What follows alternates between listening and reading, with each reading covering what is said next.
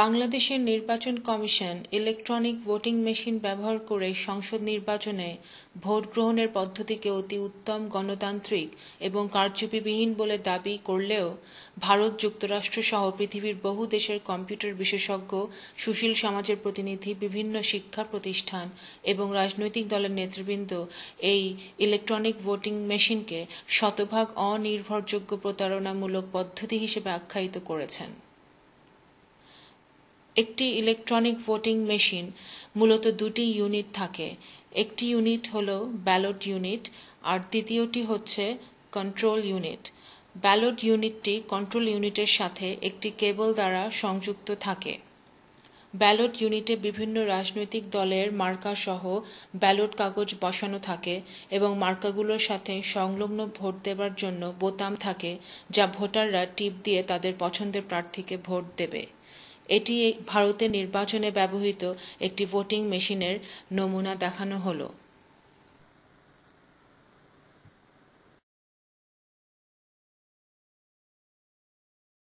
এখানে ইভিএম এর ব্যালট ইউনিটের একটি পুঙ্খানুপুঙ্খ দৃশ্য প্রদর্শিত হলো। একটি রেডি বাতি আছে যা ইউনিট চালু করলে জ্বলবে। ব্যালট পেপারের স্ক্রিন যা প্রার্থীদের মার্কা প্রদর্শন করবে। ক্যান্ডিডেট বোতাম যা চেপে ভোটার ভোট দেবে। ক্যান্ডিডেট বোতামের পাশে একটি করে বাতি এবং একটি সিরিয়াল পোর্ট বিশিষ্ট কেবল যা কন্ট্রোল ইউনিটকে ব্যালট ইউনিটের সাথে সংযুক্ত করবে। ব্যালট ইউনিটের ভেতরের অংশগুলো এখানে পুঙ্খানুপুঙ্খভাবে প্রদর্শিত হলো। এইখানে একটি রেডি বাতি আছে যা ইউনিটটি অন করলেই জ্বলবে। একটি স্লাইড সুইচ আছে। স্লাইড সুইচটি ব্যবহৃত হয় ইউনিট সংখ্যা নির্ধারণের জন্য। উদাহরণস্বরূপ, সুইচটি 1-এ সেট করা হয় যদি 16 জন প্রার্থী থাকে, 2-এ সেট করা হয় যদি 17 থেকে 32 জন প্রার্থী থাকে। একটি প্রার্থীর বোতাম আছে যা চেপে ভোটার ভোট দেবে। একটি ক্যান্ডিডেট বাতি আছে যা বোতাম চাপার পর সেই প্রার্থীর জন্য জ্বলে উঠবে। এবং একটি মাস্কিং ট্যাব আছে। এই মাস্কিং ট্যাব অব্যবহৃত প্রার্থীর বোতামগুলো ঢেকে রাখার জন্য ব্যবহৃত হয়। উদাহরণস্বরূপ, যদি 8 জন প্রার্থী থাকে, বাকি 9 থেকে 16টি বোতাম মাস্কিং ট্যাব দ্বারা ঢাকা থাকবে। এখানে কন্ট্রোল ইউনিটের প্রতিটি অংশ পুঙ্খানুপুঙ্খভাবে দেখানো হলো। একটি অন বাতি আছে যা ইউনিটটি অন করলেই জ্বলবে। একটি ডিসপ্লে সেকশন আছে।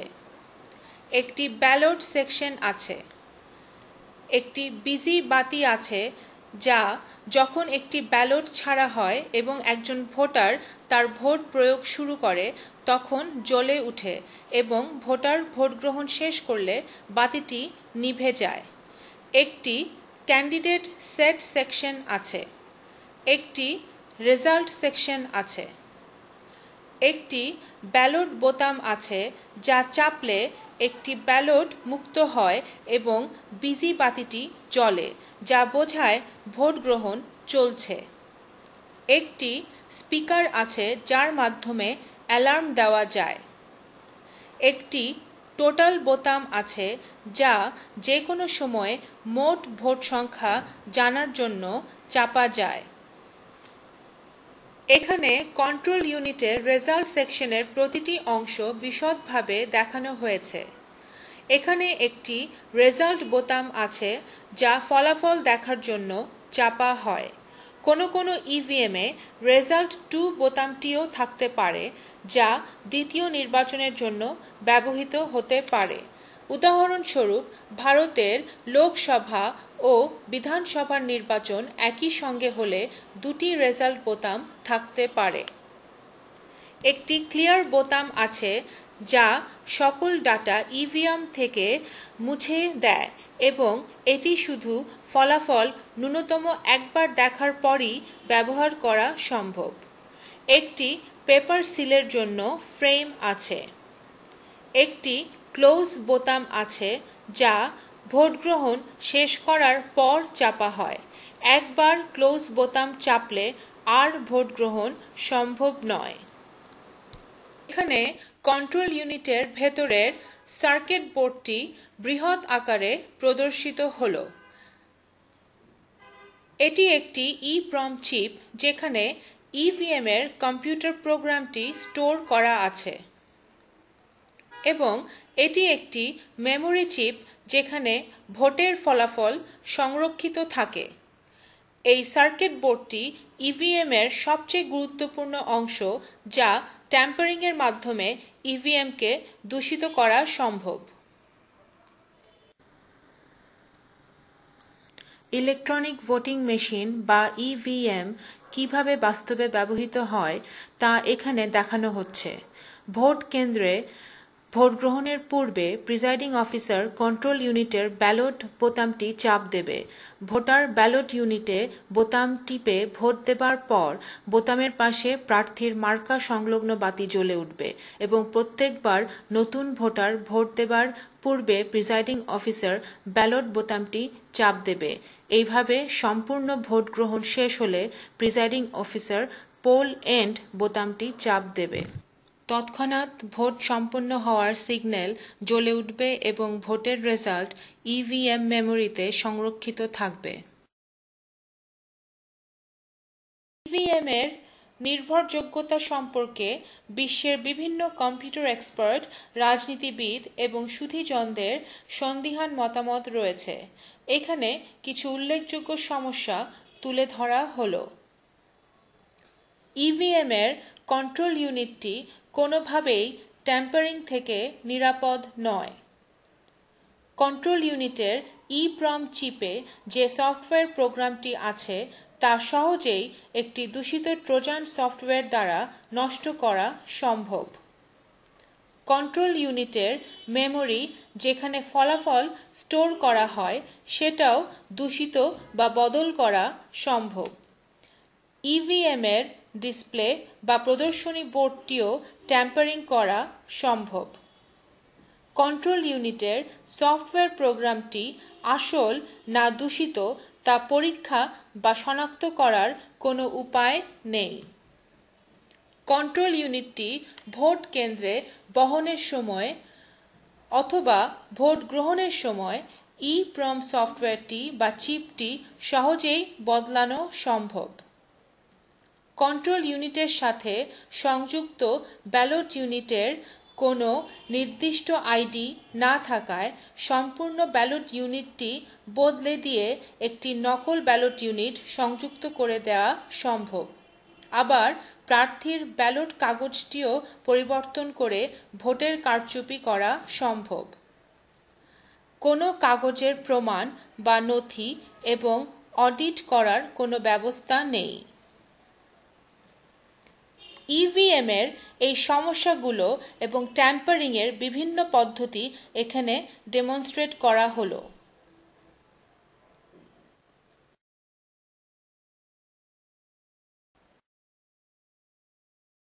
মেশিন দ্বারা ভোট কারচুপির একটি সাধারণ পদ্ধতি হল ইভিএম এর কন্ট্রোল ইউনিটের ভেতরে যে কম্পিউটার চিপটি থাকে সেটার সফটওয়্যার প্রোগ্রামিং পরিবর্তন করে দেয়া এবং সেটা যে কোনো ব্যক্তি যার কম্পিউটার প্রোগ্রামিং এর উপর সামান্য দক্ষতা আছে তার দ্বারাই সহজেই সম্ভব। এখানে একটি খুব সহজভাবে প্রদর্শনী দেখানো হচ্ছে। এটি সেই প্রোগ্রামিং লজিক চিপ যেটা সহজেই বদলানো সম্ভব। এখানে আপনারা দেখেন ইভিএম এর কন্ট্রোল ইউনিটে যেখানে একটি প্রোগ্রাম চিপ আছে এবং মেমোরি স্টোরেজ আছে। মেমোরিতে ধানের শীষ, নৌকা, লাঙ্গল ইত্যাদি বিভিন্ন মার্কার ভোট সংখ্যা জমা বা স্টোর করা থাকে। প্রাথমিক অবস্থায় এইসব ভোট সংখ্যা 0 থাকে। কন্ট্রোল ইউনিটের প্রোগ্রাম চিপটিকে বদলে দিয়ে একটি ভিন্ন সফটওয়্যার প্রোগ্রাম দেওয়া হয়েছে। একজন ভোটার ব্যালট ইউনিটে ধানের শীষ মার্কায় পাশের বোতাম চাপার পর পরিবর্তিত এবং দূষিত সফটওয়্যার ধানের শীষের ভোটটিকে গণনা না করে মেমোরিতে নৌকা মার্কায় গণনা করে। তার ফলে কন্ট্রোল ইউনিটে মেমোরিতে ধানের শীষের ভোট সংখ্যা 0 থেকে গেলেও নৌকা মার্কার ভোট সংখ্যা 1 হয়ে যায়। আপনারা দেখলেন ট্রোজান বা দূষিত প্রোগ্রামের দ্বারা কিভাবে ধানের শীষের একটি ভোটকে নৌকার ভোটে রূপান্তরিত করা হলো।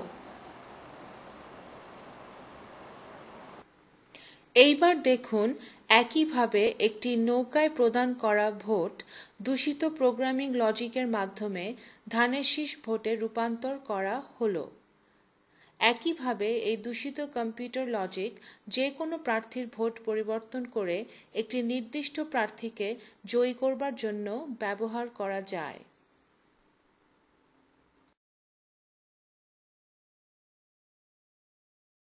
আরেকটি সহজ পদ্ধতির মাধ্যমে ইভিএম দ্বারা ভোটের কারচুপি সম্ভব।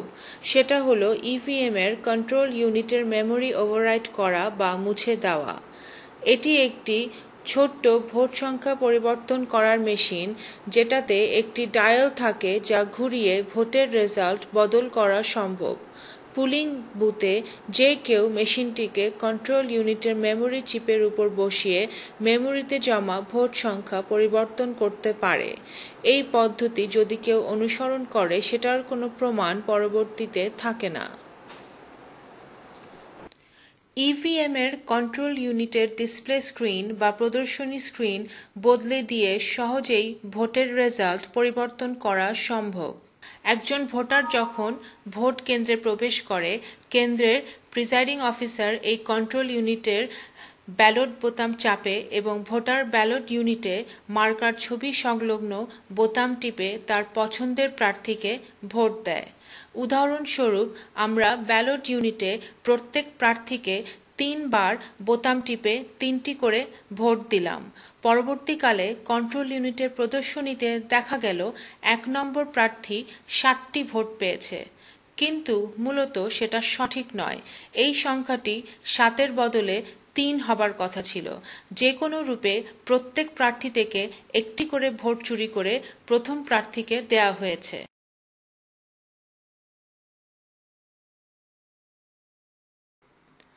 যেমন এখানে দেখুন, দ্বিতীয়, তৃতীয়, চতুর্থ এবং পঞ্চম প্রার্থীর একটি করে ভোট কেটে নিয়ে প্রথম প্রার্থীর ভোট সংখ্যার সাথে যোগ করা হয়েছে। ফলে প্রথম প্রার্থীর ভোট সংখ্যা 3 থেকে 7-এ উন্নীত হল এবং বাকি 4 জন প্রার্থীর ভোট সংখ্যা কমে গিয়ে 2 থেকে গেল।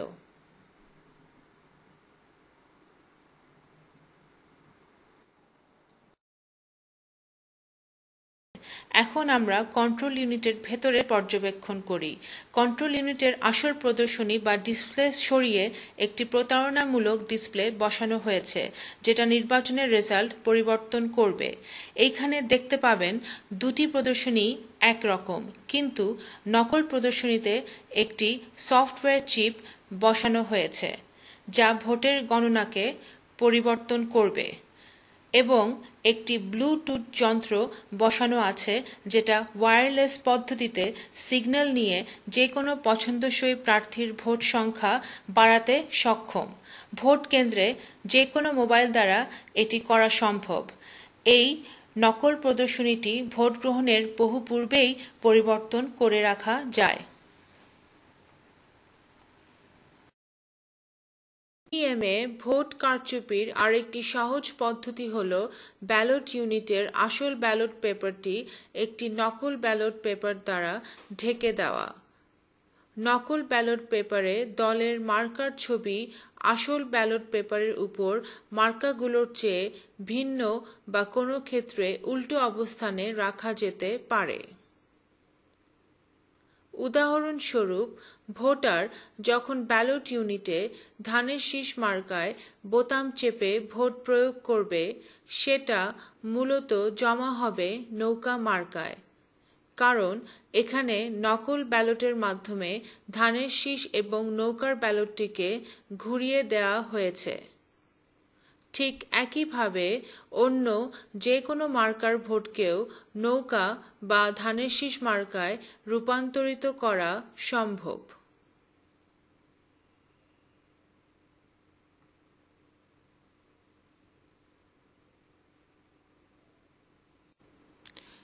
ইভিএম এর কন্ট্রোল ইউনিটে যে সিলটি থাকে সেটি একদমই নিরাপদ নয়।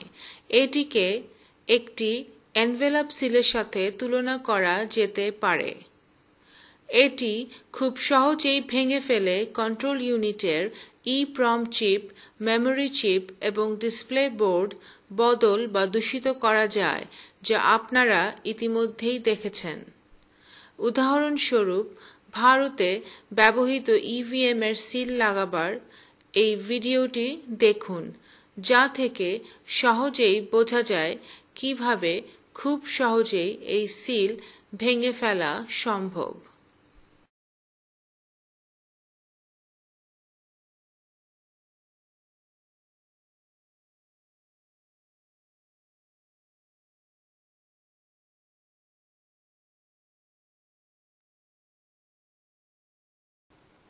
এই ভিডিও ক্লিপিংয়ে যে ইভিএম সমূহ দেখানো হয়েছে এবং ইভিএম ম্যানিপুলেট করার যে পদ্ধতিগুলো ডেমনস্ট্রেট করা হয়েছে, সেটা ভারত, আমেরিকা, জার্মানি সহ বিভিন্ন দেশের বিভিন্ন নির্বাচনে ইতিমধ্যে প্রতারণার জন্য ব্যবহৃত হয়েছে। এটা বিশ্বজুড়ে প্রমাণিত যে সকল ইলেকট্রনিক ভোটিং মেশিনই ট্যাম্পারিং করা সম্ভব। সারা বিশ্বে ইভিএম পদ্ধতির অগ্রহণযোগ্যতা এখানে তুলে ধরা হলো।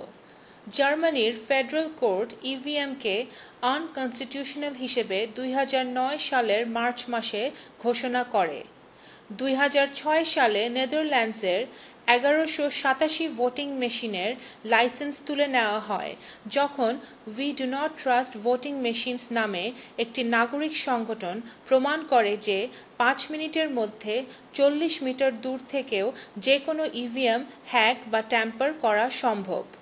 2009 সালে ফিনল্যান্ডের সুপ্রিম কোর্ট 3টি মিউনিসিপ্যাল নির্বাচনের ফলাফল অগ্রহণযোগ্য বলে ঘোষণা করে। 2007 সালে ইউকের দ্য ওপেন রাইটস গ্রুপ ঘোষণা দেয় যে তাদের ইভিএম দ্বারা গৃহীত ভোটের উপর কোনো আস্থা নেই, কারণ এই ইভিএম এর পরিকল্পনা, ব্যবস্থাপনা এবং প্রয়োগে বহু সমস্যা রয়েছে। আয়ারল্যান্ডে 2006 সালে ই-ভোটিং পরিকল্পনা পরিত্যাগ করা হয়। ব্রাজিলে 2006 সালে নির্বাচনে ব্যবহৃত ইভিএম ডায়াবল সিস্টেমে বহু বৈষম্য ধরা পড়ে।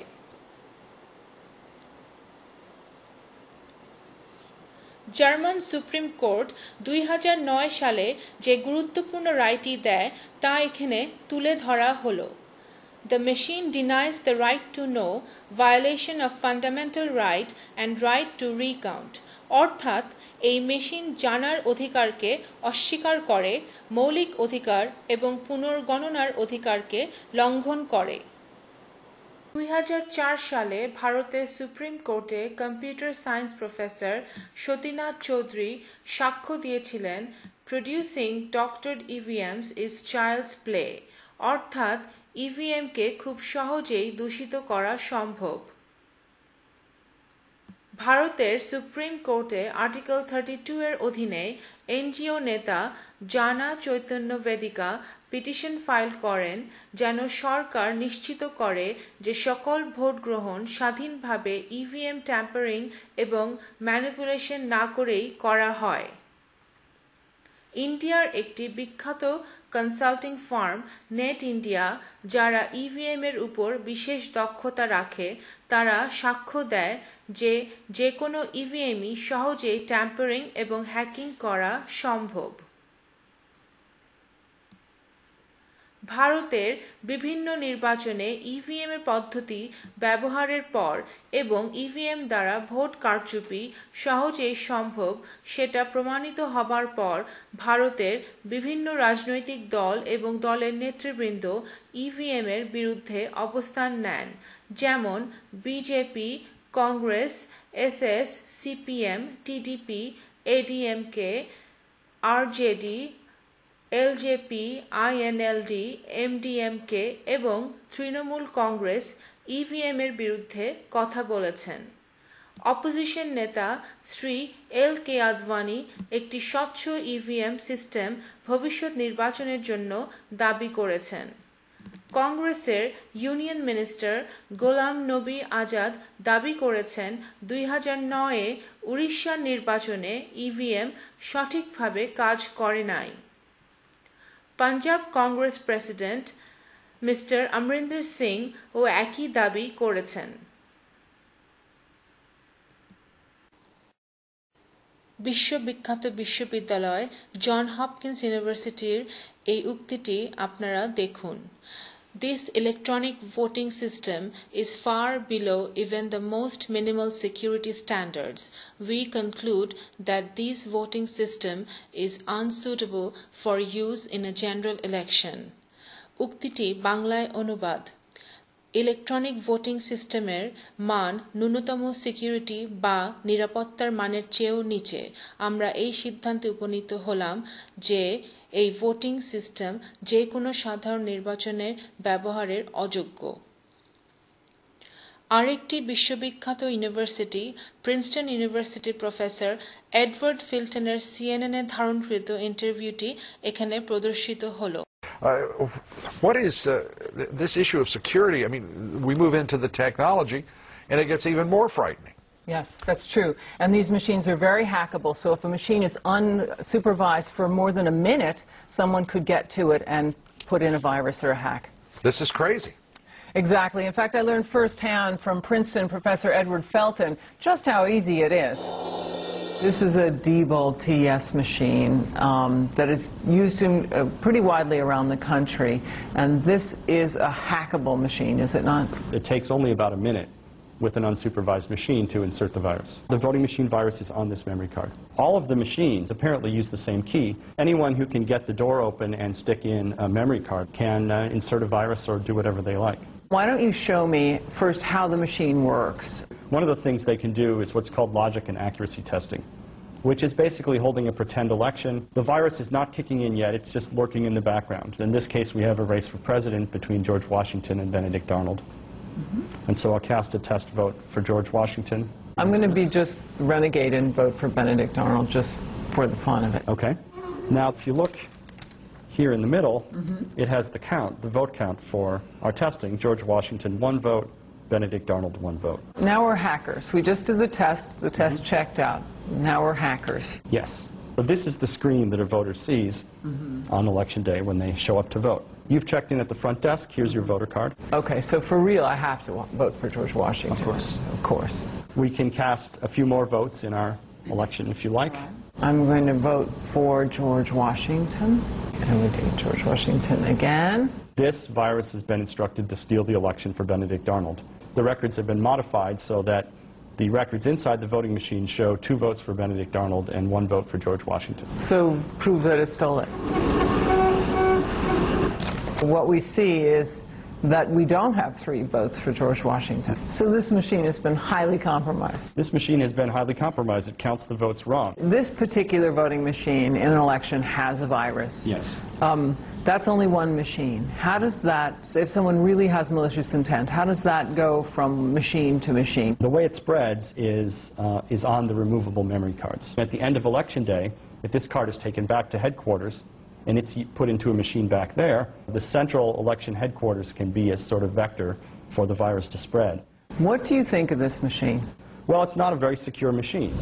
The Diebold machines we tested do not have a paper trail. The record tape on the inside of the machine can be altered by the virus, and there is no other record of how someone voted. Once they walk away, that vote can be lost or stolen, Lou. How long did it take the folks at Princeton to figure out how to do this? Well, they got the machine, but it took them about a month to do it, and they did it with 1 professor and 2 graduate students. It didn't take them very long.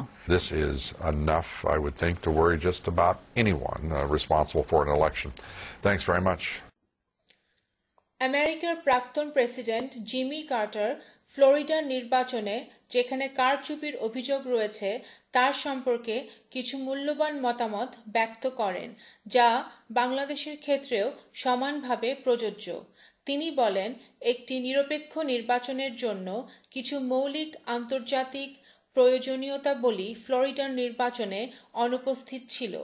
সেগুলি হল একটি নির্দলীয় নির্বাচন commission বা একটি নির্ভরযোগ্য এবং নির্দলীয় প্রশাসন। ভোটিং প্রণালীতে সমতা থাকতে হবে যেন প্রত্যেক নাগরিক আশ্বস্ত হয় যে প্রত্যেকের ভোট সমানভাবে এবং একই রকমভাবে গৃহীত হবে এবং সততার সাথে সঠিকভাবে গণনা করা হবে। আমেরিকার বিখ্যাত ইউনিভার্সিটি ইউসি বার্কলির কোয়ান্টিটেটিভ মেথডস রিসার্চ টিমের রিপোর্ট অনুসারে ফ্লোরিডার নির্বাচনে ইভিএমে ট্যাম্পারিংয়ের কারণে জর্জ বুশ 1,30,000 থেকে 2,60,000 অতিরিক্ত ভোট পেয়ে থাকতে পারে। প্রফেসর মাইকেল হুটের মতে, for the sake of future elections involving electronic voting, someone must investigate and explain the statistical anomalies in Florida. এর বাংলায় অনুবাদ করলে দাঁড়ায়, ভবিষ্যৎ নির্বাচনের স্বার্থে যেখানে ভোটিং সিস্টেম ব্যবহৃত হবে, অবশ্যই ফ্লোরিডার নির্বাচনের সন্দিহান ফলাফল এবং বিভিন্ন সমস্যা পর্যালোচনা করা উচিত। এই ভিডিওটি দেখার পর স্বাভাবিকভাবেই একটি প্রশ্ন জাগে, আমরা কি ইভিএমের মতো একটি নিরাপত্তাহীন, অনির্ভরযোগ্য পদ্ধতিকে আমাদের জনগণের মূল্যবান ভোট সংরক্ষণের জন্য বেছে নেব? এই গুরুত্বপূর্ণ সিদ্ধান্তটি জনগণ এবং গণতন্ত্রে বিশ্বাসী রাজনৈতিক দলগুলোকেই নিতে হবে।